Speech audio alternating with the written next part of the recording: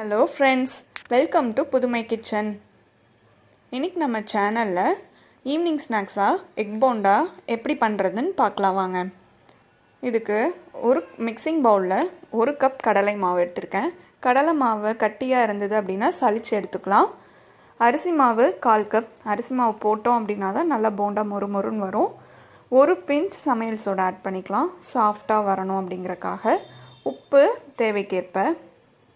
காரத்துக்கு அளவாக நம்ம மிளகாத்தூள் ஆட் பண்ணிக்கலாம். உங்களுக்கு கலர் வேணும் அப்படின்னா காஷ்மீரி சில்லி கூட ஆட் பண்ணிக்கலாம். நான் ஜீரகம், மிளகு, பெருங்காயம் 3ஐயும் போட்டு ஒரு பொடி அரைச்சி வச்சுருக்கேன். அந்த பொடியும் ஒரு ஸ்பூன் நான் ஆட் பண்ணிக்கிறேன். கொஞ்சம் கொஞ்சமாக தண்ணி விட்டு கட்டி இல்லாமல் கரைச்சி எடுத்துக்கலாம். நீங்கள் கையில் கலந்தீங்க அப்படின்னா தான் உங்களுக்கு கட்டி இல்லாமல் கரைச்சிக்க முடியும். இந்த மாதிரி ஒரு பேஸ்டாட்ட வர மாதிரி நீங்கள் கரைச்சி எடுத்துக்கணும். ரொம்ப தண்ணியாட்ட போயிடுச்சு அப்படின்னா உங்கள் முட்டையில் மாவு ஒட்டவே ஒட்டாது. அதனால் நம்ம திக்காக தான் கரைச்சி எடுத்துக்கணும். நம்ம வேக வச்ச முட்டையை நான் இந்த மாதிரி வெர்டிக்கலாக நான் கட் பண்ணி எடுத்திருக்கேன். நீங்கள் வேணும் அப்படின்னா ஹரிசாண்டலாக கூட கட் பண்ணிக்கலாம். இப்போ நம்ம கட் பண்ணி வச்சுருந்த முட்டையை மாவில் டிப் பண்ணி எண்ணெய் காஞ்சதும் ஒன்றா போட்டு எடுத்துக்கலாம். முட்டையோட வெள்ளை நல்லா மாவில் உங்களுக்கு டிப்பாக இருக்கணும். அப்போ தான் எண்ணெயில் போடுறப்ப வெடிக்காமல் வரும், இல்லாட்டி வெடிக்கும். நீங்கள் ஃபுல் எக்கு போடுறீங்க அப்படின்னா ஃபோர்க்கில் குத்தி விட்டுட்டு மாவில் போட்டு எடுங்க.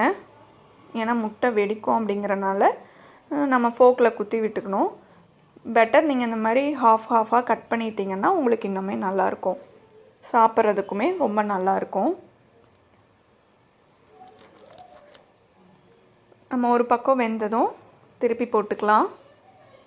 நமக்கு முட்டை ஏற்கனவே வெந்துருச்சு, மாவு மட்டும்தான் நமக்கு வேகணும். அதனால் இது ரொம்ப டைம் எடுத்துக்காது. இந்த மாதிரி திருப்பி போட்டு இன்னொரு பக்கமும் நம்ம வேக விட்டுறலாம். உங்களுக்கு நல்லா இந்த பபிள்ஸ்லாம் அடங்கி கோல்டன் கலரில் வரும், அது வரைக்கும் நல்லா வேக விட்டுக்கோங்க.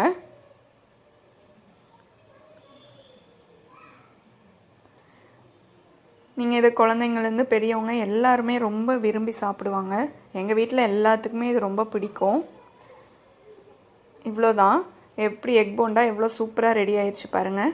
கண்டிப்பாக நீங்களும் இந்த எக் போண்டாவை உங்கள் வீட்டில் ட்ரை பண்ணி பார்க்கணும். ட்ரை பண்ணி பார்த்துட்டு உங்கள் கமெண்ட்ஸை கீழே போடுங்க. இந்த வீடியோ உங்களுக்கு பிடிச்சா லைக் பண்ணுங்கள், ஷேர் பண்ணுங்கள். சப்ஸ்கிரைப் பண்ணாதவங்க கண்டிப்பாக இந்த சேனலை சப்ஸ்கிரைப் பண்ணுங்கள்.